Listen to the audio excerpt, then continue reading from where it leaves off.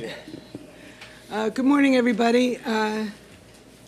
Today is the March 29th Finance Committee meeting, the first of several to review, excuse me, the budget. And I'm just going to pass it right out. One thing, I'm going to ask board members if we can listen to the entire presentation, and then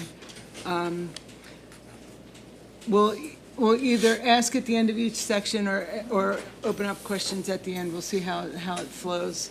But just jot your questions down and we'll get them done. With that, I'll pass it off to you, Bob. Yes, thank you, and good morning. And since this is, we've taken the extra step of making sure that this is recorded. People may be watching it in the, because this is going to be really good, and it's going to get a lot of theater here. Couple things, just as by way of introduction. First of all, I'd like to thank the board for their indulgence in having these sessions. This takes me back to my days in New Jersey when we regularly really went in depth into the budget, and so I'm appreciative of the opportunity of going through that. Also, we're handing out today a copy of a newsletter. This will be delivered in mailboxes, but as a reward for coming to this meeting, you get an early edition. It's called Tomorrow Students, Today's Challenges, Planning for Growth and Achievement in the Lower Merion School District. But this will come out very soon to highlight some of the challenges with a growing school district. This morning, and we're going to have several of these. We're going to have a session on operations. We're going to have one on curriculum, special education, the staffing, and so forth, to highlight the major drivers of a budget in a school district in the Commonwealth of Pennsylvania. Starting out with operations and facilities and maintenance and transportation for a purpose, and for the purpose of which is to frankly highlight part of the budget which is often overlooked by the public in a school. Obviously, our main drive is the education of young people, but that education can't take place absent a very sophisticated finance and operations department. We've got buildings you're going to hear about, what it takes in terms of building maintenance, in terms of transportation, in terms of the number of meals served every day. So this is an extremely important part of our infrastructure, and we wanted to start with that, and we'll build. 2 of these meetings will be during the morning, 2 of them will be in the evening. All of them will be recorded so that the public can see it at a later date. With that said, I'll turn it over to Mr. Ganan, who's Director of Facilities and Operations. Good morning. Before I introduce my team, I guess my question is, am I going to be eligible for an Emmy or for an Oscar? Only if we are, Pat. Let me do the jokes, Pat. Okay. So I'm joined. There you go. Let me introduce my team here with me today to help answer questions. On the left, your left, is our Supervisor of Transportation, Mr. Aldous Vilsons.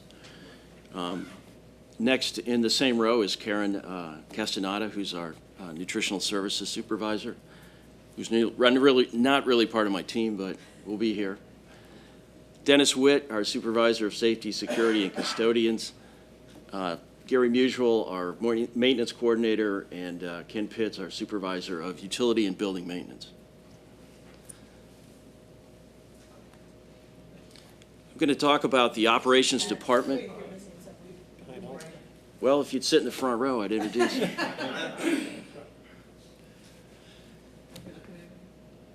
This is Bob Schultz, who's head of our grounds section. So we're going to talk about the Operations Department, which is a large department that has a diverse mission ranging from student transportation through the maintenance of buildings and grounds, and then also custodial operations, safety, and security. We're going to start with maintenance, really break this into 2 portions, maintenance, and then talk about student transportation. So in talking about maintenance, I want to introduce you and remind you the scope of the facilities that we maintain. We have 10 schools. They're broken down as you see here. We have 15 separate buildings in 13 different locations for a total of 8.1 or 1.8 million square feet. That's on 210 acres of land, and then as you can see, we have lots of playing fields. We have a couple of artificial surface playing fields and tracks. And since 2013, because of enrollment increases, we've added 40,000 square feet of new space and renovated 45,000 square feet.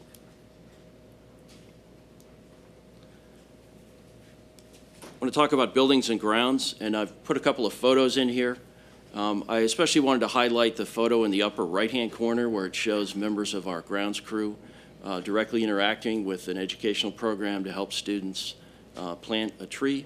So we do those kind of things, ranging all the way around to the maintenance activities you see, and then the special things that happen in the wintertime when it snows. So these are the kind of things we do for maintenance. This is the kind of thing that you would expect. Our philosophy is to be proactive on maintenance. Preventive maintenance is essential, and it is our philosophy to be proactive, plan ahead, and anticipate problems. In addition to that sort of maintenance, as I mentioned, we provide work to support the educational requirements. Most recently, we've been supporting principals as they seek to get the most educational space out of their buildings, helping them adapt spaces, subdivide classrooms, whatever it takes to accommodate their program and accommodate enrollment increases. We provide extensive support to co-curricular activities, primarily with sports.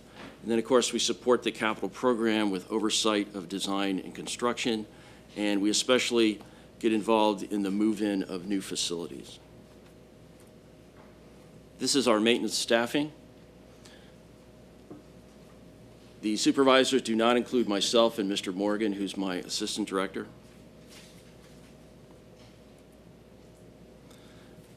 Turn our attention now to custodial services. And here you see 3 examples of our green cleaning program in operation. We have custodians using microfiber mops, both on the floor and to clean a whiteboard. And then we have someone using a cordless backpack vacuum. So these are the kind of things that we do in the schools, and this is the traditional thing that you expect custodians to do. But I think you're all aware that within every school, the custodians are an integral part of the building team, especially the head custodian, and especially at places like elementary schools. This is our overall custodial staffing.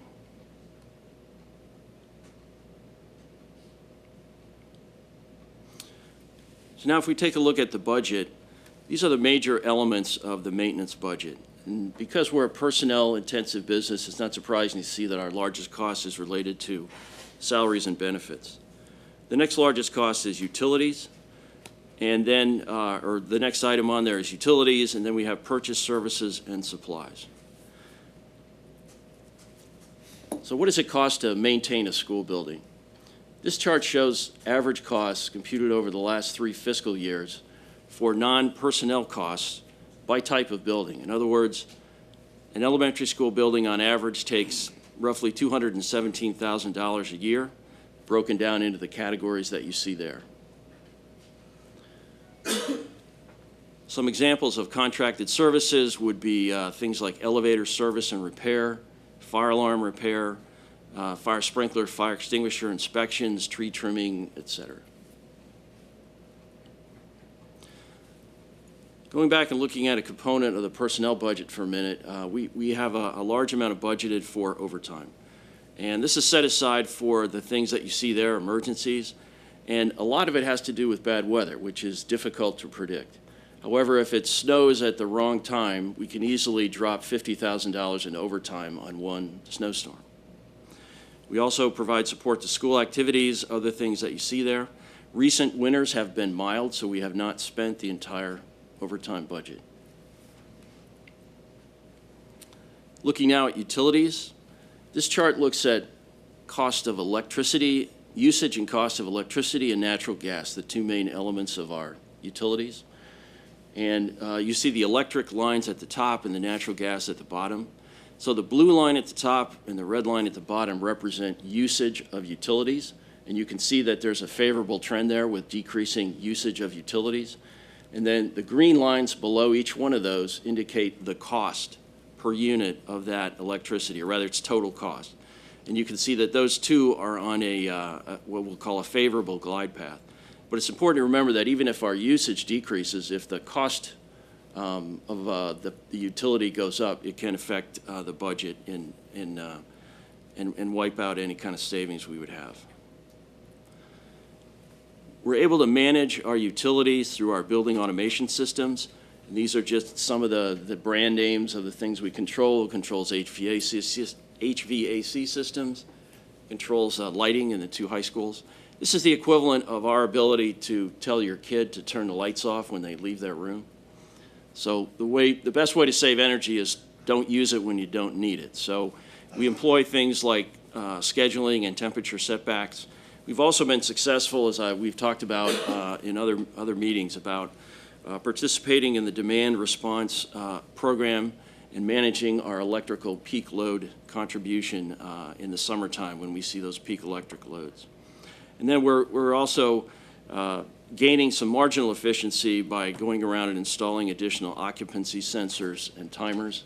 One of the things we did last summer was we put a crank timer in every custodial closet that makes sure that lights are never left on overnight in a custodial closet. We do preventive maintenance, and we do it for all the reasons that you would think of. Primarily, we focus on indoor air quality with our care of the HVAC equipment, our filter changes 3 times a year.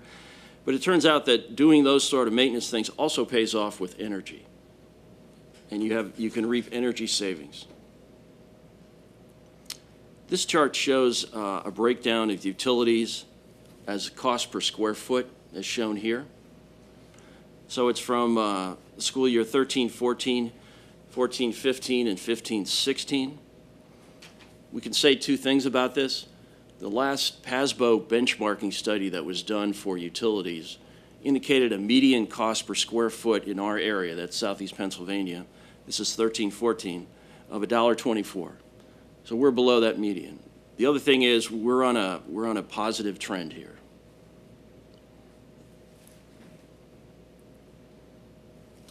Now let me talk about how we budget for electricity and natural gas.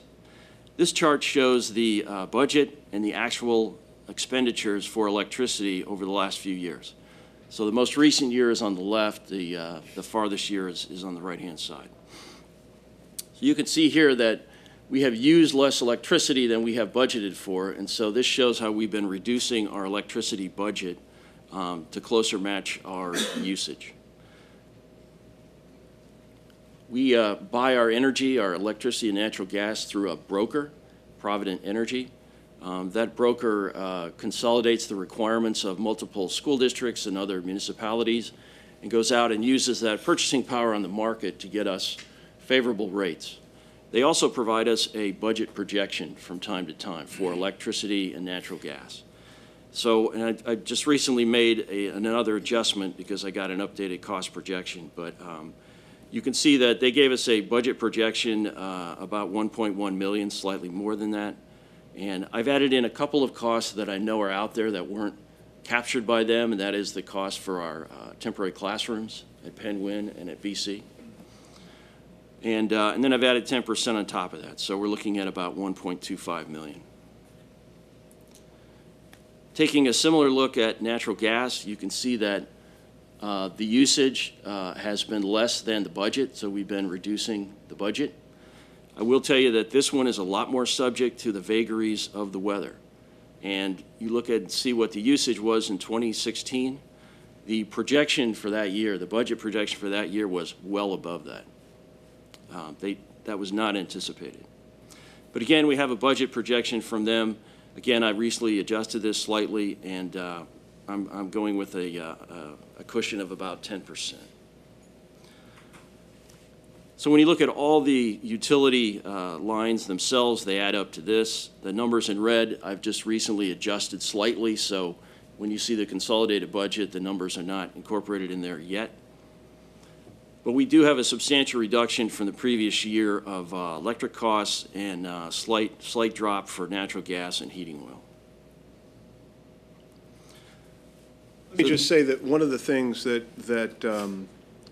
is part of our process is this. We begin this process in October, November, and in the case of this year, to be able to present a preliminary budget in January. Last year, we had to present the preliminary budget in December, as I remember. So I've always cautioned boards and publics that, as you know, this continues to get adjusted as we move throughout. We begin by budgeting almost 18 months ahead of where we have to be. Unlike a business who can make quarterly adjustments, once we're done, we've got to live with it. So I appreciate the constant revision as we move closer to a final recommendation. Sorry, Pekka. So this is the maintenance budget at a glance here, with major categories shown.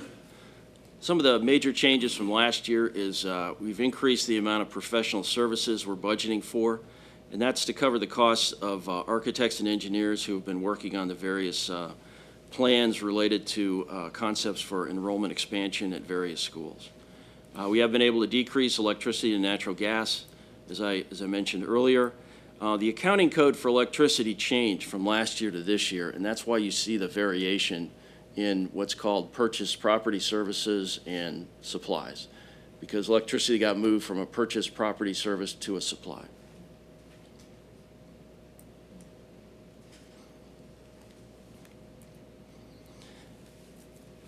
This slide shows some of the cost savings and efficiencies that we have been pursuing. We have been successful, as I hope I've demonstrated, in purchasing and conservation of energy. As we've had to add on to schools to accommodate enrollment growth, we've had to look at increasing custodial staffing, because custodial staffing generally goes with the amount of area that you have to take care of. However, before we do that, we've been doing a top-to-bottom review of the assigned areas of all the custodial staff to make sure that they're up to date, that we have balanced out the assignments, and we're asking for added custodial labor that is only what is needed and not beyond that. We continue to execute our green cleaning program, seeking continuous improvement. We're constantly trying new materials and new pieces of equipment. One of the things we have run across a few years ago that we're still implementing is a new type of floor finish. And this is akin to the kind of wax that the custodians put down in the summertime. They go in and they strip the floors, and then they go back and put down 5 or 6 coats of wax. This is a new type of finish that requires more labor up front to prepare the floor, but once you put it down, you don't have to go back and strip it again. It requires a lot less maintenance. So we're going to see savings in supplies and in some of our summer labor costs. In fact, we're already seeing that. But it's taking us a few years to get it implemented throughout the district. We've also been looking at ways to reduce grounds maintenance areas, and we have employed an eBay-like tool to try to help us get rid of excess property. It's a software called Lmsb. It doesn't cost us any money, and it operates just like eBay, but it's only for municipalities. I wanted to just say a word here about some of the shared services we have with Lower Merion Township. Shared services doesn't mean that money doesn't change hands. It does. We pay the township for some of these services, but we benefit greatly by the ability to have them do things like collect trash at our schools, take care of our leaves and our bulk trash, buy road salt from them. And we also have partnered very successfully on maintaining playing fields at some of the township parks that you see there. Those parks are used by some of our school sports teams. A couple weeks ago, we had a big snowstorm. A few buses got stuck the next day. We know we can call on the police, or especially Public Works, and they will send out the cavalry to help unstuck the bus, whether we need sand or salt or whatever. They're very responsive. And we're also exploring the potential for sharing a two-way radio infrastructure as we try to move away from cell phones as our primary communication means with bus drivers to a two-way radio system. Talk about that a little more in a minute. So in summary, as I mentioned, our maintenance philosophy is to be proactive. We think preventive maintenance is essential. We think that in order to accomplish our mission of providing high-quality facility support to our educational and co-curricular programs every day, we have to do preventive maintenance. We also have to be proactive and anticipate problems and plan ahead. Okay, Pat, just, do board members want to wait till the end, or you want to ask your maintenance questions now? Do you have, anybody have any questions? I have a question, we can wait. Okay, all right, go ahead, go ahead. I think if you want to, well, maybe if you want to do a maintenance section questions. Yeah, you want that's to what do I'm that? talking about. Yeah, that's what I was suggesting. Why don't you? Go ahead. So, I mean, Pat, I don't know, sorry, that might just locked out, but we've been seeing a decrease in utility costs the last 2 to 3 to 4 years in electricity and natural gas. You attribute it to two things, decreased consumption by us, but also a decrease in the price. Right. So my question is, as we budget, consumption we have a little more control over, depending on the weather, not as much as some. Price we have no control over. We have to pay whatever we are, whatever the charge, whatever the rate will be. So to the best you can, how do we factor these two things into it? If price spikes a lot next year, won't that impact our budget? Which is why you budget conservatively, but also within the scope of whatever the historical situation was. So we have budgeted conservatively. The example I used when we were doing this, going over the budget as administrators, is, I live in New Jersey. So, I mean, there would be times I'd start off from work, realize I was low on gas, and I'd, drive back home again before I came to Pennsylvania to buy gas because we were significantly lower. The governor raised the gas prices, so now it doesn't matter to me. But that was a 23-cent a gallon increase in one fell swoop. Assuming that kind of thing doesn't happen, we have to go on what we know, which is whatever the historical trends are, and whatever we think. I think he's done a nice job because he's figured not only the historical trends, what we think we can handle within a conservative budget, but then realizing we didn't take into account perhaps, you want to make sure Bala Cynwyd Middle School's expansion is taken into account, so that brings you back up again. Does that get it? No, that's Yeah. The Go ahead. other thing I can say is that working through our energy brokers, we're able to lock in the commodity portion. Let me drop back. Since the utilities have been deregulated, when you buy utilities, you're paying two things. You're paying for the distribution of the utility, and then you're paying for the commodity itself. So in the case of PECO, we pay them for both natural gas and electrical distribution. And with electricity, there's a few other things added on that have to do with the overall electric grid. But when you look at the commodity, we've been able to go through our broker and lock in commodity prices for 12 months or 18 months at a time. So that's helped us with stability. So at a 12-month lock-in, we're good for a year, but if the price spikes, we would have to, next year's budget would have to reflect something like that. 1 second. I just want to make one clarification, and I'll probably do this at least once more, maybe more, throughout the course of this process. By conservative budgeting, I just want to define that, which is basically we're kind of planning for the worst and hoping for the best, and which means, we're almost hoping that we're going to have something left over at the end of the year. And that's, then we take that and we put that towards, other important needs that we have, which Pat will talk about his 5-year plan. But that would be the kind of thing that we would use any extra to compensate for. So by conservative budgeting, it's kind of planning for the worst, expecting the best, and hoping that you have something left over at the end. Thanks, Diane.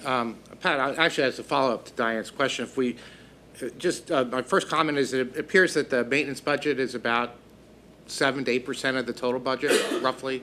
I think that's in the ballpark, yes. Yeah. And so if you go to slide 21,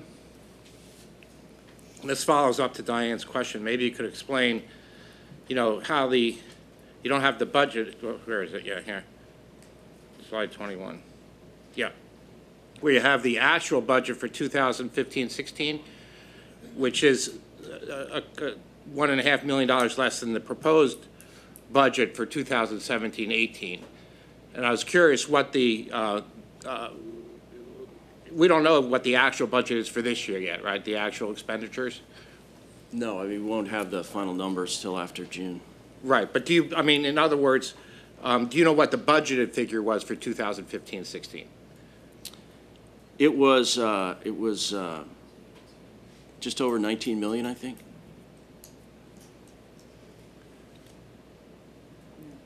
So yes, there's a difference between the actual and the budgeted. Maybe you can just explain that, and that's sort of a follow-up to Diane's explanation. Right, and I can tell you what that delta consisted of. About half of it consisted of things like energy. I mean, you saw what happened on the natural gas for that year.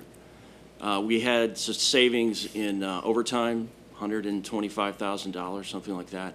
We also ended up with savings in insurance and also in some of our telecommunication accounts over what we had put in the budget initially. So I think with insurance, we use the advice that we get from our insurance broker, and sometimes we end up with better premiums.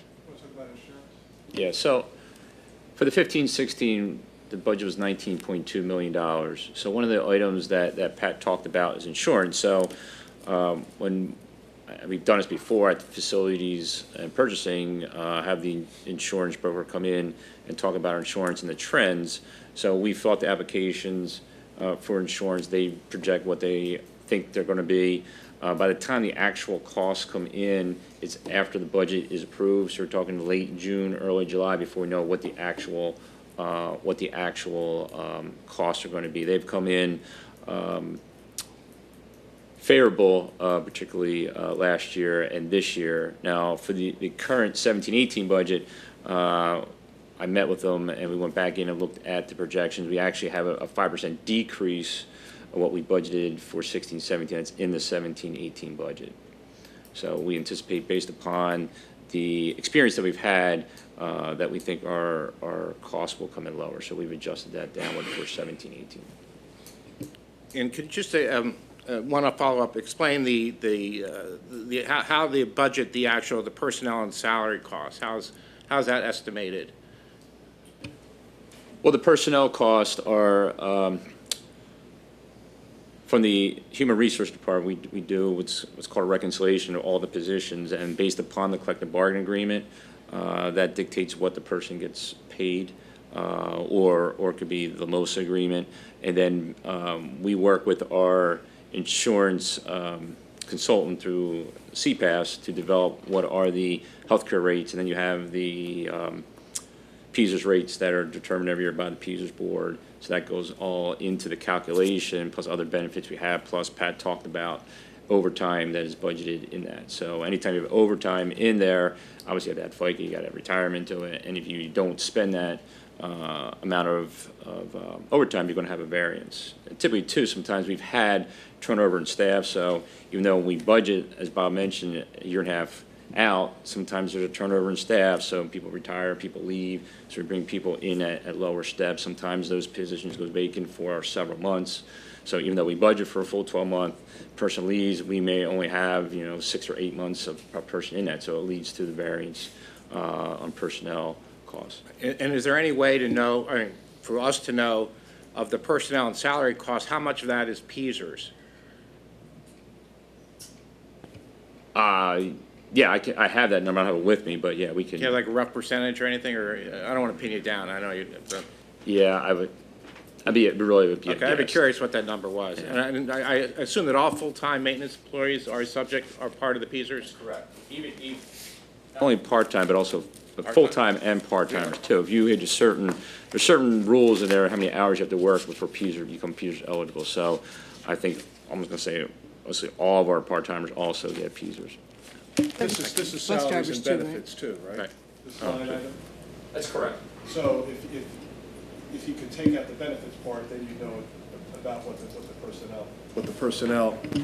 the PSERS is, because you know what the PSERS is going to be. But he'd have to break that out. Do bus drivers do they work enough to get PSERS? Yes. Yeah, the only ones that potentially do not would maybe a sub, who only subs a few days, but since we have a subs that do sub several days or tens of days, they'll be eligible. So what happens is PSERS will notify us being the payroll department, Joe Schmo, eligible for PSERS, put them on, and sometimes we'll say this person's not. And then when they hit the $500-hour threshold, we'll receive notification that we have to go back and put them on PSERS, then go back to all those 500 hours and take PSERS out of theirs. So PSERS will notify us. I wanted to go back to the question that Ben asked around electricity and natural gas. On slide 18, Pat, so I wanted to get some clarification on the budgeting numbers for 2017 and 2018. Obviously, a decrease from 17 to 18, from 1.6 million to 1.25. Can you give some more context in terms of why that? Because while I know we think about the issues around over budgeting, is there any concern around under budgeting around some of these variable expenses? I feel fairly confident in this budget for two reasons. One is we have saved a lot of money on an annual basis because of what we've been able to do to manage our peak load of electricity in the summertime. Okay. And I think we talked a little more detail about that at a facility committee meeting recently. But it really has paid off to the tune of like 6 figures per year in our Pat, can you explain that demand response more? Because the facilities meetings aren't televised, but this is, so Okay. this would be a good time. We participate in a program called Demand Response. And Demand Response is a mechanism that the electric grid uses to try to ease the load on the electric grid during peak periods, which always happens in the summertime when it's hot, everybody's running air conditioners. So if you're a large user, you can sign up, and we go through a broker because the grid is operated by an entity called PJM. They deal with brokers. But there is a value set for being able to curtail a certain amount of energy. It's actually auctioned off 2 years in advance. So it's an interesting concept. You're selling the concept of not using electricity. So as a large user, we're eligible to sign up for this. We're paid money on a regular basis for agreeing to reduce to a certain level when there's a grid emergency, okay? And the amount of payment is based on what levels we reduce to. And we've been very conservative in that, conservative in the sense that we don't sign up for anything we don't think we're going to hit. When we first brought this concept years ago to the board, they made it very clear that it's okay to do this, but we don't want any interruptions to the educational program. And so there's only been one time when we had a grid event during a school day, and we were just not able to participate because we had to support education. But what this does is it puts increased emphasis on looking at our electric consumption, and the broker we've been dealing with provided to us at no charge electric meters. So we have a meter at every school building, and we can look on a website and see pretty much instantaneously, within 5 minutes, what the electric consumption is at that site. So when we sign up to say we're going to drop the electrical demand at a school to 30 kilowatts, then we can look at the meter for that and see if we've achieved that or not. So that's one thing that got us in the game of looking at these things. But the other thing that happened is when you pay for electricity, you pay for the quantity that you use, that's the kilowatt hours. But if you're a big user like us, you also pay for what's called demand, and that's the instantaneous demand on the grid. At any one time, because electricity can't be stored, the grid has to be able to supply the amount of electricity that's being called for by the grid. So the demand could go up. Demand is just measured in kilowatts. So there's always been a charge for that. And in the past, the charge has been done on an individual account-by-account basis based on whatever the highest demand for that account was. And typically for us, that would occur in September. Schools are back in session. It's still warm outside. We're running air conditioning. They changed all that, and they said, we're going to use grid-wide demand to determine what your peak load charges are going to be. We're going to look at the 5 peak 1-hour periods on the grid throughout a year, again, it's going to be in the summertime, and say, okay, here's a peak on the grid, what were you doing during that time? Okay, well, school districts are not doing a whole lot in the afternoons in the summer. So that's our opportunity to reduce our demand voluntarily in anticipation that, hey, today could be a peak load day. What did we do, like, how many curtailments we did last year? 15, okay? We had no grid event, no emergency. We had to participate in a test because that's part of the deal. But we did 15 voluntary curtailments in an attempt to manage our demand charge for the following year. And key to that has been just the total awareness and the ability to have the electric meters. So Pat, you have that data, and that's what you factor in as you and the team start to build the budget for the next year. We were very successful in, we have locked in electricity rates for the next at least 12, maybe 18 months that are significantly lower than what we were paying. Now, this is the commodity side of it. So I don't remember the exact numbers. We were paying just over 5 cents a kilowatt hour, and now we're going to be paying, beginning 1 July, we're paying just over 3 cents a kilowatt hour. Okay, great, thank you. Yeah, my question was actually the same as David's, so I won't repeat it, but the answer I want to make sure is sort of very clear. I understand the budgeting in of 10% for variance in something like energy. In something like personnel, it feels like it would be more predictable and we wouldn't need as large of a variance. So I'm wondering if you can clarify, and this is going to come up, I'm sure, in each area. So I'm wondering if you can clarify a little bit more variance in personnel numbers. And also, as part of that, I'm hoping you can talk a little bit about how construction all over the district affects the maintenance. I can talk about the personnel. I mean, so there's two factors. You're going to budget what your current personnel status is and what you expect it to be.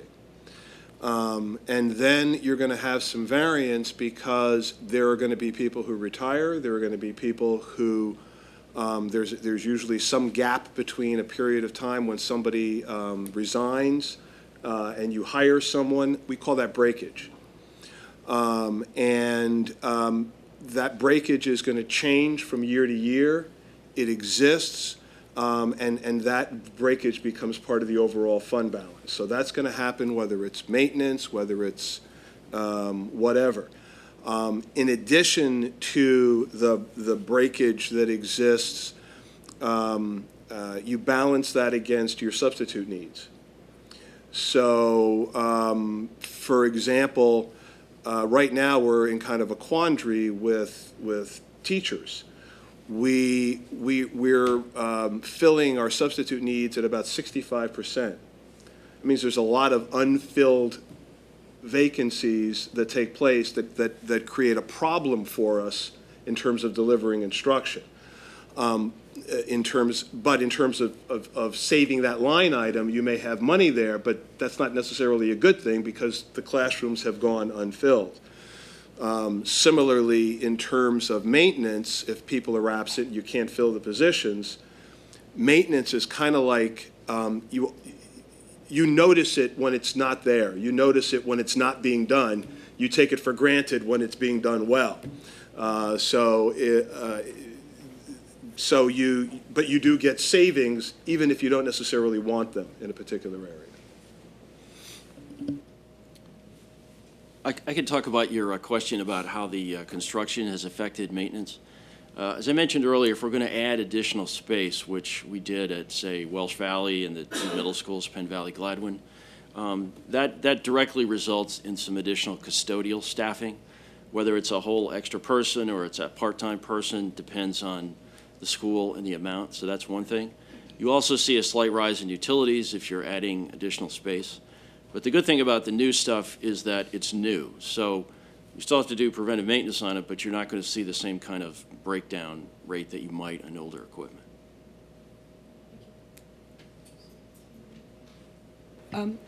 Just a couple questions on my end. professional services, you mentioned that the architects and engineers for the projects, does that come out of the operating budget, or does that come out of the capital program budget? We have been paying for a lot of it out of the operating budget. I think, and this is on the front end, the exploratory end. Once we got into things like, say, the Welsh Valley project or whatever, we had a project, we had issued bonds, then that was all paid for by the capital fund. I mean, once you have an approved project, all the professional costs go into that project. As Pat mentioned, as we're exploring different options, that's not a capital project at that point in time, so it will come out of the general operating fund. Okay. And the utility usage is down even though the usage is down even though our square footage is going up?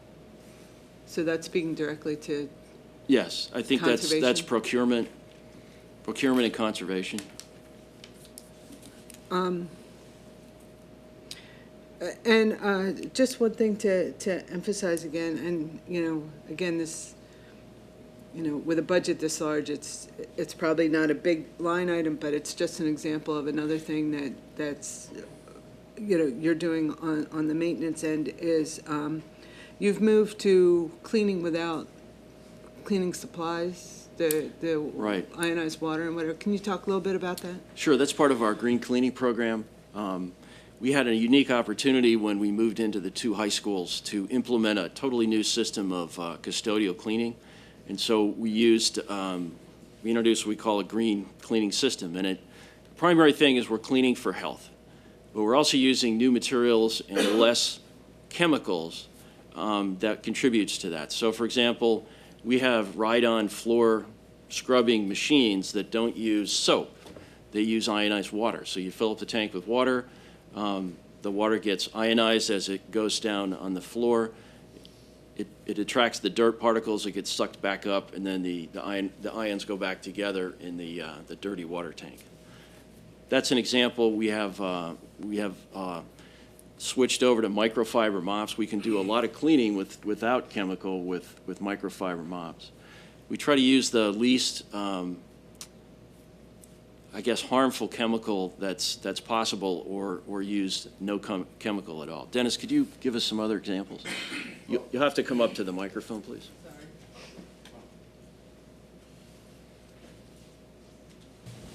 We use Green Seal certified chemicals, so they're the most environmental friendly chemicals to use for cleaning the schools. We do use the microfiber dust cloths where we can just use water to clean and wipe things down. They're aggressive enough that they remove some things. But we do disinfect everything. When we're talking bathrooms, we use a quat disinfectant. So. Okay. You'd be surprised that most of the dirt that comes into a building comes in on the bottom of people's feet. So we have implemented a system of walk-off mats, where as you walk into the building, you're walking on a mat outside the building, you're walking on a mat in the vestibule, and then you're walking on a mat for a certain amount inside the building. And if we have that system in place and we aggressively vacuum once or maybe even more than once per day with a vacuum that has a HEPA filter on it, then we can capture a lot of dirt right there. Great. Good. You ready? I just want to mention how happy you've made him. He got to talk about electricity. He got to talk about, you've made his day, if nothing else. Well, we're 45 minutes of, he still hasn't sung yet. I want the turn. Okay, Pat, thank you. Any maintenance questions from the public? Okay, on to the next topic. Okay, we have a word here from Nutritional Services. So this slide here is nutritional services. So the district participates in National School Lunch and Breakfast Program. So those students who are eligible for the free reduced lunch program can receive those benefits. We do serve 3,000 meals per day to our 10 schools. In addition to that, we also provide 100 meals per day to 2 private schools. We also provide meals to other school functions such as student activities, the summer programs that we have, field trips, and other school or district-sponsored events. We have 59 employees in the department, and we've been able to maintain it as a self-sustaining program. We don't give the food away to the private schools. We do not. No, okay. We do not. We were just checking over here. Okay, any questions on that? All right, so back to maintenance, but this time to talk about major maintenance and repair projects. As I said, we like to anticipate and plan ahead, so we develop projects and incorporate them into what we call a 5-year facility improvement plan. They fall into the categories that you see there. And the primary funding source for this is capital reserve funding. This is not, I guess, maybe Vic, can you give us a quick rundown of what capital reserve is? Sure. Capital reserve is a fund, a separate fund from the general operating fund, which is used for capital improvements or capital items. And it is funded through transfers from the general fund to the cap reserve. So we talked before about, Diane talked about conservative budgeting and taking those funds left over, positive funds, and transferring them into the cap reserve to fund the 5-year, not only the 5-year capital improvement program, but we're talking about the bus replacement program, and also later on in another session about our IT infrastructure. Okay, so I have a few slides here that list some of the projects we've accomplished in the last year. Most of these are from the 5-year plan. That's what the asterisk means there, that they're from the 5-year facilities improvement plan. Some of the ones on this slide that were not from the 5-year facility improvement plan are directly related to enrollment expansion. We modified a couple of rooms at Belmont Hills to convert well, we're able to add another grade level classroom because we converted the large group instruction room to that, and also modified a special ed space. We subdivided a classroom at Gladwin so that they could more effectively use that space. And we converted the wrestling room at Welsh Valley into a classroom.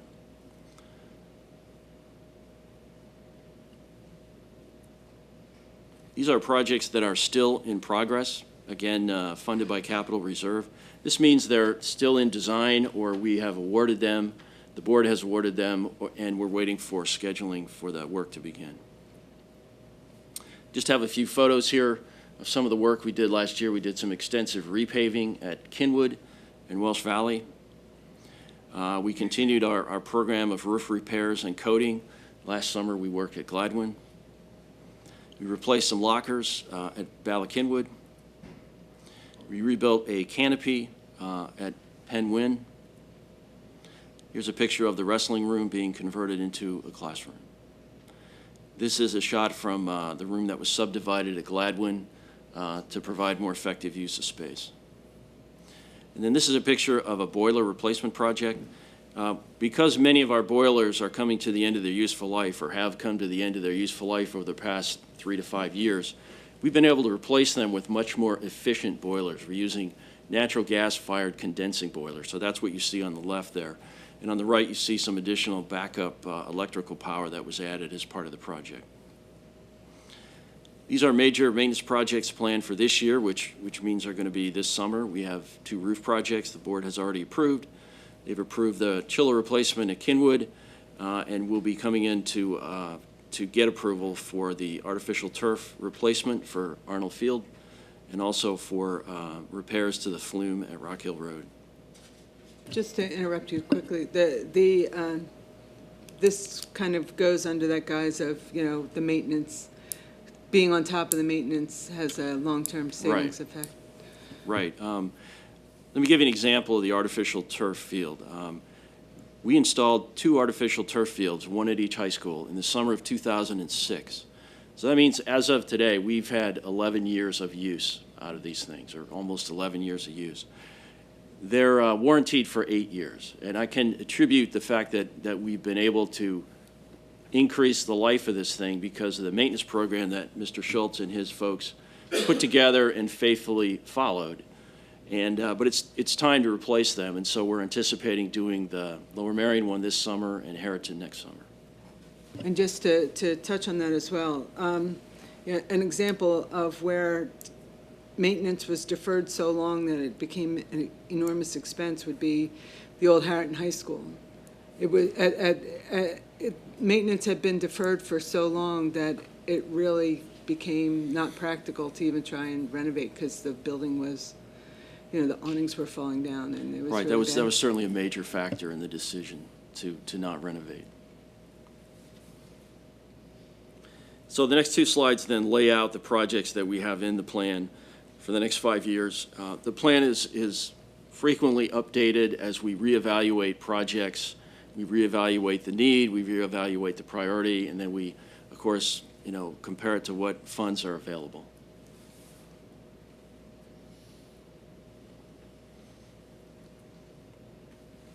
So now we get to talk about student transportation. Just real quickly, any questions from the board on any of that? Go ahead. This would be for either Pat or Vic. Maybe you could just explain for the folks who are watching, or somebody like me who might not know exactly where the money comes from, but could you just explain what the capital reserve fund is and how that is different from the operating budget that we were talking about earlier? Diane actually explained it. I mean, the capital reserve really comes from if you've budgeted conservatively, and if you've had good experience, that money gets turned into capital reserve. Correct? Correct. The only way the capital reserve is funded is through transfers from the general operating fund to the cap reserve. And the cap reserve is a separate fund for capital items or capital improvements that Pat showed in his plans, that districts put money aside, so when they need it for capital improvement, they have those funds, because typically you don't necessarily budget that in your general operating fund. So if you don't have the capital reserve, you don't get to do these projects, or you don't get to do them when you need to do them. You have to sort of kick the can down the road, and as we all know, a maintenance situation never gets better; it gets worse. Thank you. Pat, you do a lot of creative purchasing in the facilities, or explaining the facilities and purchasing department meetings. I'm hoping you mean that in a good way. I do. For example, the chillers. Could you explain how you purchase the chillers and get them installed to reduce our overall costs? Right. We use a cooperative purchasing agreement that's sponsored by the Pennsylvania Department of General Services called CoStars. And we have been able to find a vendor who will sell us the equipment that we prefer to have, the brand name, and install it under this CoStars price. It doesn't require public bidding. We're allowed to go back and forth and adjust requirements. We can respond to whatever the newest features might be.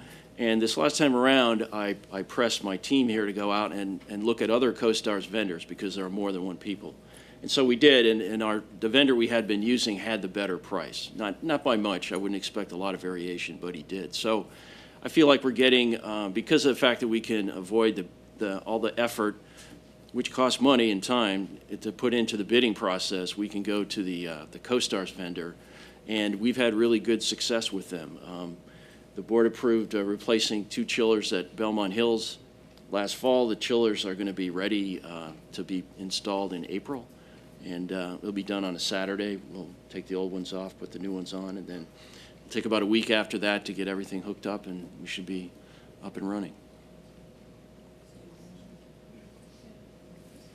Just to follow up on the question about the capital reserve, can you explain why facilities improvement plan would be funded out of capital reserve rather than the operating budget?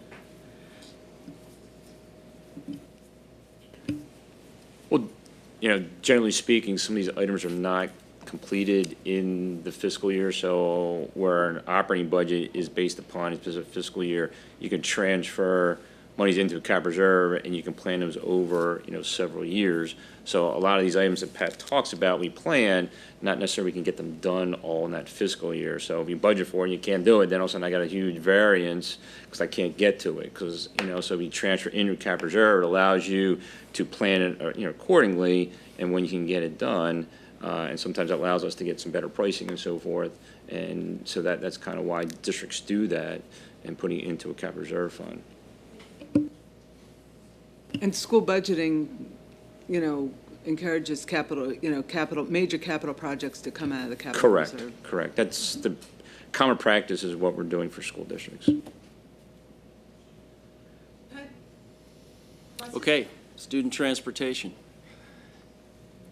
We have a major transportation operation. We move almost 10,000 students every day, twice a day. And because of the requirement of the state for us to provide transportation to students who attend non-public schools, that's just the generic term we use, non-public, plus providing transportation services to students with special needs, we go to 130 locations every day. So you can see that it's a fairly complex operation. We do a lot of miles every year. We do field trips, and the 703 field trips, we wanted to give you a better feel for what that entailed. It's 234 individual bus trips to support, 2,034, to support the 700 field trips, and then you see the sports trips there as well. And our maintenance section that's part of transportation takes care of all the buses as well as the other district support vehicles. Our operational area includes the 5-county metropolitan area. You can see the breakdown there, how many schools are located within our district, how many are outside, and the type schools. And we have to bus to within 10 miles of our, Right, we provide transportation to non-public school students who live in our district and attend a school that's either within our district or within 10 road miles of our boundary. So that's why we get into the 5-county area. Right, so it's by our boundary, not our schools. So 10 it's miles by- from our boundary, yes. By City Avenue, by. It's the Matson boundary, Court. not even where the student lives. So that could cover a significant amount of land. So this slide just shows some of the places we go for specialized schools. There's really no limit when it comes to a student and their specialized needs. We have 685 bus runs daily. This means that each one of our buses does over 6 runs per day. And recently, in working with the transportation consultant, we've learned that nationwide, the average for school districts that have 3 tiers of busing like we do is about 5 trips per day with a bus. So we feel good about being more efficient there. So you can see we do a lot of other types of transportation other than just home to school and school back to home. We are in operation over 300 days a year, including days when we are scheduled to be closed, and but other non-public schools would be open. You should just, I think everybody should be aware, we have a half-day kindergarten program. We provide transportation at the midday. Not every district does that.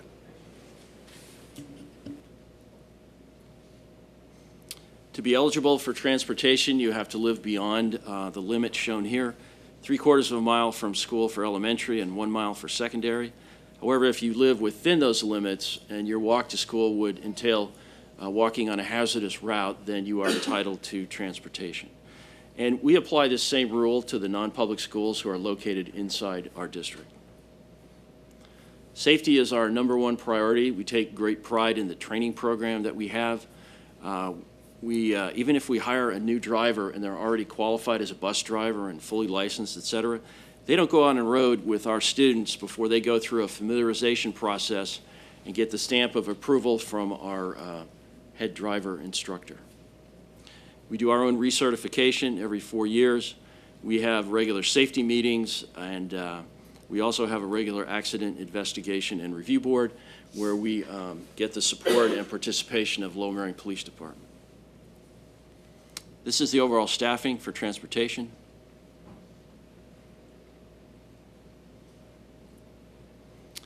These are the major elements of the transportation budget. Again, as you would expect in a personnel-intensive support operation, salaries and benefits are the major element of the budget. Another major element is contracted carriers. I'll talk about that in a minute. And then we have energy, which is fuel to operate the buses. Part of our personnel budget is overtime, and again, it's a large amount that we budget every year to support the kind of things that you see there. Again, part of this has to do with weather. When we have a snowstorm, at some point we have to bring in, we call it the snow crew, to clean off the buses and get everything ready to go for the next day. So that's where we spend some of the overtime, and then you can see some of the other things that we deal with. I have a special place in my heart for this. A lot of people will say, why don't you just like call a delayed opening, and then if it gets really bad, well, if I call a delayed opening, all those folks have to come in. They have to do overtime. If you then close for the day, you've used all of that, and you really haven't gotten anything for it. And so there are all those kinds of issues. We also have to maintain a certain number of drivers on standby because you can't find out the day of school that you need 5 or 6 drivers, and then find that you can't find them, and then you can't get the kids to school. So there are complications beyond what would normally be seen. They do a great job. Right. Our overriding concern, number one, is safety, and number two is providing service. In other words, you know, the mission of the school district is to educate students. We can't do that if we can't get them to school. So the school day starts and ends with a ride on a bus for most of our kids. This is a summary of the transportation budget. Some of the things that have changed from last year, and these are related to enrollment growth, which I'll elaborate on, are the fact that we have been shifting our own owned buses away from the special needs requirements that would entail or tie up a bus for an entire day, pulling those 30-passenger, 72-passenger buses back in to transport our regular public school and non-public school students, and contracting out the requirement for any kind of specialized transportation, which many times involves not only a vehicle and a driver, but also an aide and perhaps sometimes a nurse. So that explains the shift in the increase in contracted costs.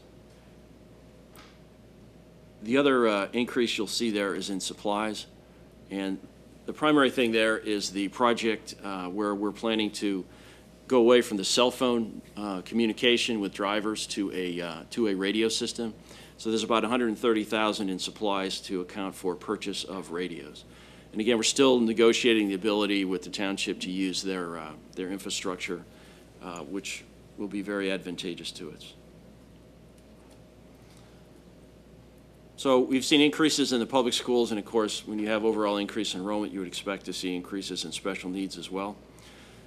So as I mentioned earlier, we have been shifting routes with a small number of students or lengthy runs to contractors, and consolidating to use our own 30-passenger, 72-passenger buses to accommodate non-public. We've also been trying to get as efficient as possible, reviewing every route, every list of students to make sure that we can find any kind of extra capacity that we can use then to combine runs or increase efficiency. And so over the last 3 years, we've been able to accommodate enrollment increases without actually having to increase the number of our own buses.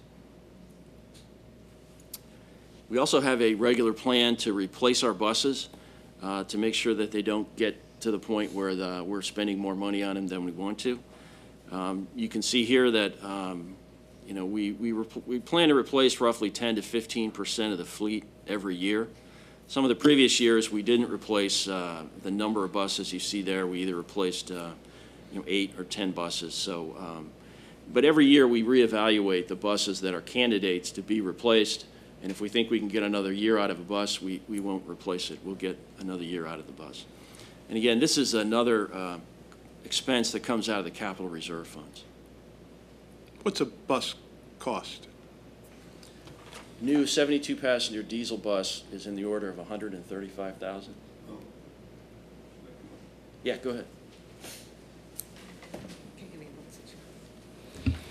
Diesel buses, sorry, diesel buses around 117,000, and CNG bus 72 passenger is closer to 140,000. But that includes all the camera equipment on it and everything. All the specifications are that unique to district. But we've been moving away from diesel into CNG, right? Yeah, we can move completely away because of a range for sports trips and everything, but we have been increasing CNG buses. CNG, that's natural gas? Yes.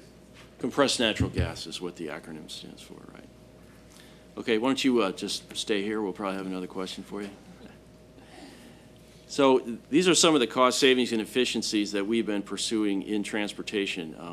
The first of these is the optimized routing. And so we've really put our routers under the gun and increased expectations to get us open every September without having to add buses. And they've been successful in doing that. We are shifting to some contracted transportation. One of the things all this has done is shifted the bulk of our contracting to directly with vendors. Every year in August, we bring to you a bunch of contracts where we have gone out with requests for proposals to 10 or 12 different vendors. And we come in with a contract with 10 or 12 different vendors, and that gives us options to choose when the requirements come up. So by contracting directly and not going through the MCIU, we can save anywhere from 15 to 20%, something like that. Okay. Doesn't mean we don't still use the MCIU. They can provide unique services, and so they're valuable as a backup. We buy our fuel, our gasoline and diesel, through a consortium with the Montgomery County IU. In other words, all the school district's requirements are consolidated together and put out for bid, and so we end up with more favorable pricing for gasoline and diesel than we would if we did it on our own. We've also been successful in obtaining grants to help offset the cost of our CNG bus purchases. There are monies available under programs that promote alternative fueled vehicles, and that's usually where this money comes from. We've also been successful in getting rebates on a federal tax that's on natural gas used for vehicle fuel. And you can see there that that's not an insubstantial amount of money. It's one of these programs that we're not quite sure if it's authorized from year to year or not, and hopefully that will continue for us. And then, of course, we do receive a subsidy from the state every year. That's one of the areas that we're still waiting to hear what happens. The governor's proposed budget would reduce the overall state subsidy, and we're not sure how we would be affected by that.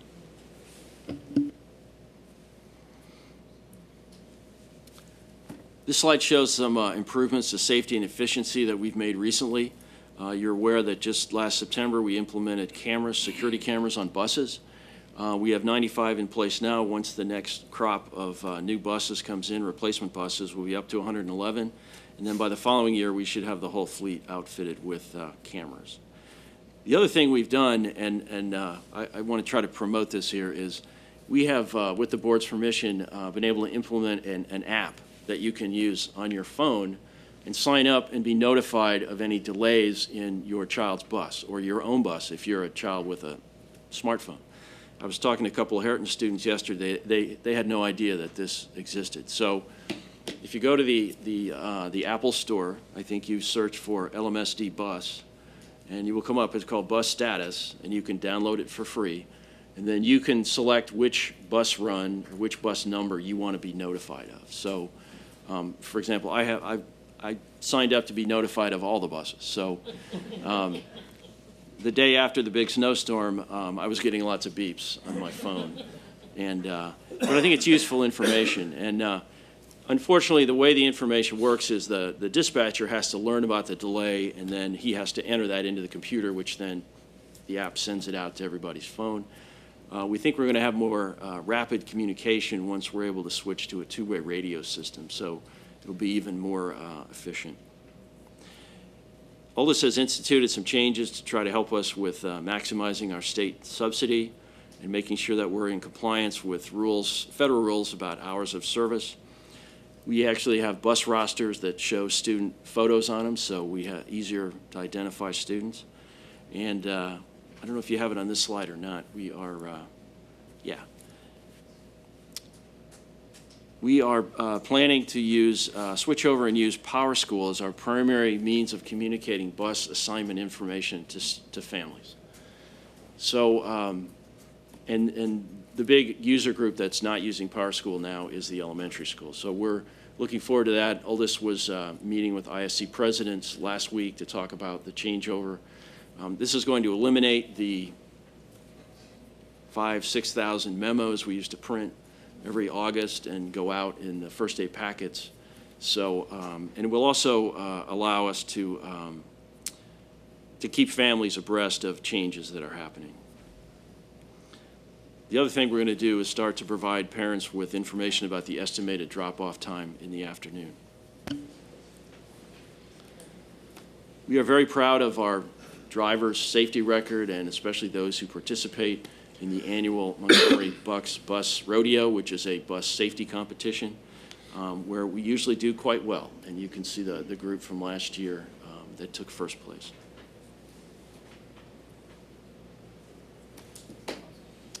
Great.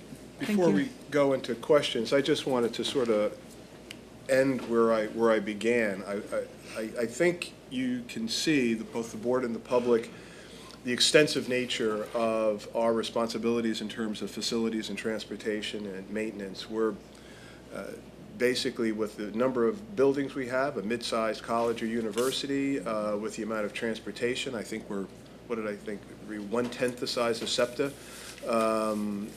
There's a tremendous amount that goes behind the scenes that, again, sort of doesn't get seen unless there's a hiccup or there's a concern.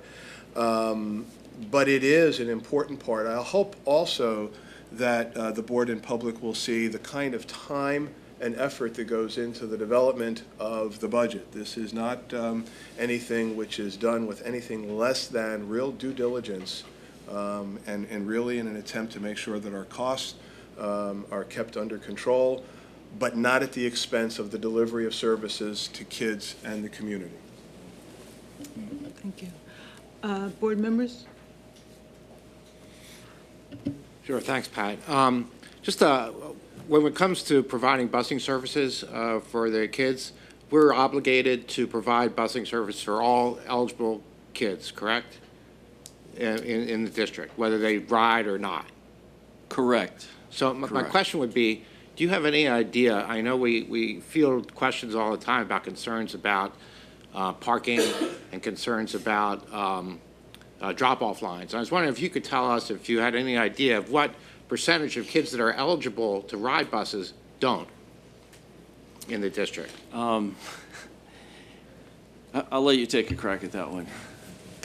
I would have to look for that information because in our transportation database, we have only riders. So I would have to do some querying of data to get that information. And we also don't but- track on a daily basis who actually gets on the bus. But it's We don't have less any- than you would think because people don't give up on transportation, even if their child drives the car to school, because if they think, well, if it's a snow day, I may have my kid go on a bus. And once they don't tell us that they're not going to ride, we can't really assign that seat to someone else because we're going to. We Right, can't be, so- we can't be an airline. Oh, yeah, no, of course not. That's the point of my But I would question. tell you Can't have this. standby, you Right. can't. I would tell you this, gotta- I think our issues with traffic, parking, and parent pickup drop-off would be significantly improved if more students rode the bus. That was my point. Thank you. Yes. They're big yellow limousines. I want to thank everyone for coming who came from the staff, and whether or not you were asked a question. Thank you for coming anyway, we appreciate it. About the app, you can also get it for Android, and if you have multiple kids in the school, it's really fun to get a message that says 97 is late, and then I have to figure out which kid and which school is on 97, but it is an improvement. My question is about the late buses, which I personally think are extremely important to the culture of our school and participation in extracurricular activities. But we get a lot of questions about them. So can you talk a little bit about the incremental costs of running the late buses? Well, first of all, let me describe what it is that we provide for late buses. We provide after-school buses at our secondary schools, that's our middle schools and high schools, for students who are participating in after-school activities to be able to get home. And so we provide that busing. Typically, it's around 4:30 and then again around 5:30. At the high school, it's a little bit, I think it's 5:40, something like that. So we have two opportunities. And I think right now we're running a total of 20 or 21 buses every day to do that. I'm gonna be wrong on this one. I'll just let you 18 or know. 19 Okay, there we go. buses. All right, so as far as the incremental cost, and I'm going to have to ask you to verify this, but one of the things we run into is that the drivers are hourly employees, and they're guaranteed 5 hours every day under the contract we have with LMEA. If we have people who do the late runs, they're typically going to be putting in more hours, and that could frequently push them into overtime. I mean, overtime kicks in after 40 hours in 1 week. Yes, that's correct, but it's usually very minimal overtime, maximum half an hour if they're in a sports season, but they're often, we only allow drivers who have 6 hours or less to pick up, no, even less than that, to pick up sports, late runs, when sports runs, because that way we control overtime a little bit. But a sports season, when buses are full and they have to make a large number of stops, of course, they may run in overtime. Right, it's not unusual, depending on the number of students. The buses run modified routes for the late runs. They don't go to every bus stop that they would normally go to. And if the driver knows the students and knows the route very well, and he knows that he can skip a stop, he will do that as well. But it's not unusual to see these buses out till 6:30, 6:45 in the evening, still dropping off students. And I was wrong about the overtime. I'm happy that I'm wrong because it's a sign of the management effort that goes in to try to control overtime. So but if I look at the slide that you showed all the bus runs, it looks like we're talking about 36 late runs out of 685 daily bus routes. Is that an appropriate way to look at how much impact that has on slide 45?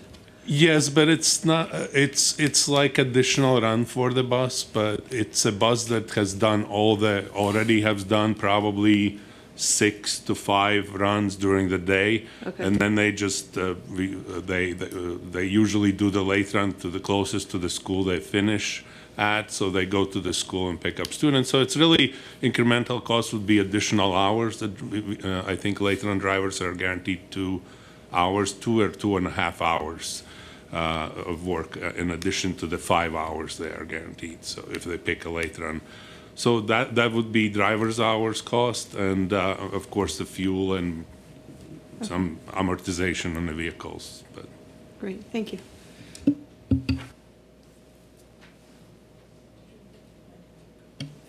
Thank you for the very comprehensive presentation. I had a question from slide 55 around some of the cost savings and efficiencies. So with the increased efficiency, can you speak to some of the challenges? We talk about decrease in field trips, for example, potentially, overcrowding or overuse. Can you talk about some of the challenges that we might be facing or not with regard to some of the increased efficiencies? Well, And I'm sorry, and particularly as it relates to compromising any of our programs. Let me just make a comment about the field trips. We put that on there because we obviously are doing fewer field trips, but this is primarily due to the fact that others in central administration have been more closely enforcing the board's policy about field trips. But when it gets back to the other programs, I think we've still been very successful in figuring out a way to support these things.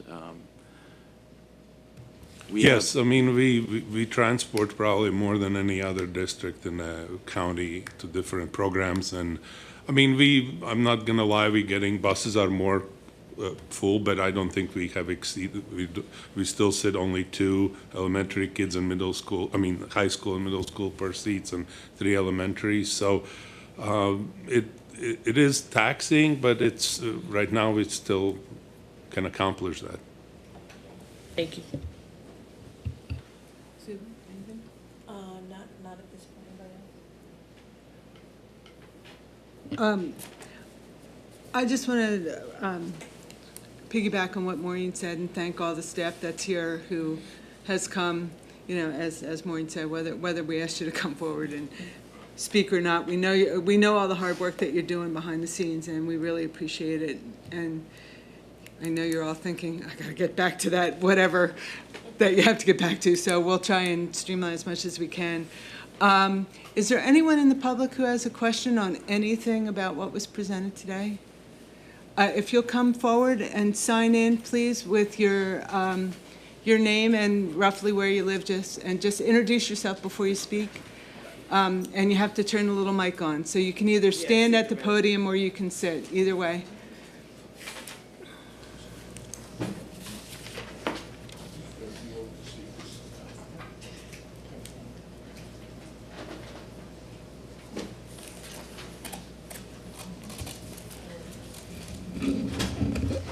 Adrian Seltzer from Wynwood. I had a question on how much reimbursement you were getting from Medicaid for special needs transportation. Anybody know that? Not off the top of our heads. So, Are you getting any? I don't know that it goes to transportation. It does. we might, go ahead. Sorry, we do collect the data. We do collect the data. There is a logs that we complete for access billing, but I really don't know. I don't know the amounts and how the process goes, but there is some transportation funding from, for special needs students. If their parents have to agree to that, it can be used and all that stuff, that's special programs deal more with that. But we do use a log, so we could look into that probably. So one thing I want to suggest, not only for this question, for any other questions that we have that we can't answer right now, if we could get it together, get that information together, and then at the end of the next meeting, if we can just answer any of the questions that were open from the previous meeting. You know, we don't need the whole staff to come, but if Vic or you, Bob, could have the answer. So we don't have it off the top of our head, but we'll try and answer it at the end of the next finance meeting. Okay, sure. Jane, did you?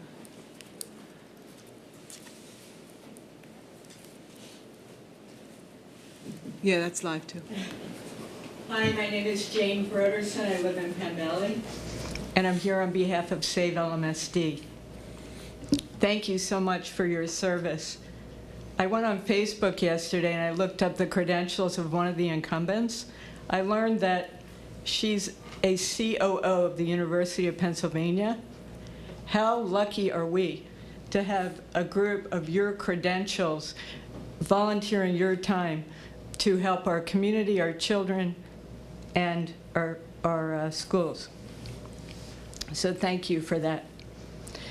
The lead plaintiff suing our schools says we're only entitled to a $20 million reserve. Experts generally agree that a fiscally responsible reserve is at least 25% of the overall budget. Our overall budget, I believe, is about $261 million. That would be $65 million. So we're already $5 million below the absolute minimum that we should have. 20 million reserve. And that's supposed to keep class sizes down. That's supposed to keep our AAA municipal bond rating up. That's supposed to handle the largest influx of new students in the entire state. Speaking of influx, why are the commissioners continuing to approve apartment complexes that are bringing yet more kids in an influx that's not expected to abate anytime soon? For example, at the Palmer, which is bringing a lot of new children. In these complexes, the real estate taxes are only paying about 30% of what it costs to educate the kids. That's creating a problem the school board did not cause, but the school board now has to deal with. Is it fun for you to raise taxes? Are you doing it because it makes you ever so popular? Or is it that losing our AAA municipal bond rating would cost the taxpayers a lot more in the long run than raising taxes 3 to 4% now? The plaintiffs want to do an end run around our democracy. They want to strip away our right to elect and control our local schools. They demand that the court fire every last one of you and instead appoint an unelected trustee to strip down our budget and programs to the bare bones minimum the state will allow. Why don't they get out and vote like the rest of us instead of trying to use the courts? Stripping down our programs only punishes not only the children of our district, but our seniors, low-income families, and every last one of us that needs strong public schools to keep strong property values. Thank you. Anyone else? Any other questions or thoughts from the board? Okay, great job, everybody. Thank you, Pat, very much for this comprehensive presentation. Our next meeting, I don't have the date in front of me. What's that? Next Wednesday, 7 p.m.? Is it? Yeah, yeah, it could be. Yeah, same bat time, same bat station. Yes, Wednesday the 5th at 7 p.m. The focus will be curriculum and instruction, and at the end we'll try and answer the Medicaid question. And with that, we are adjourned. Thank you.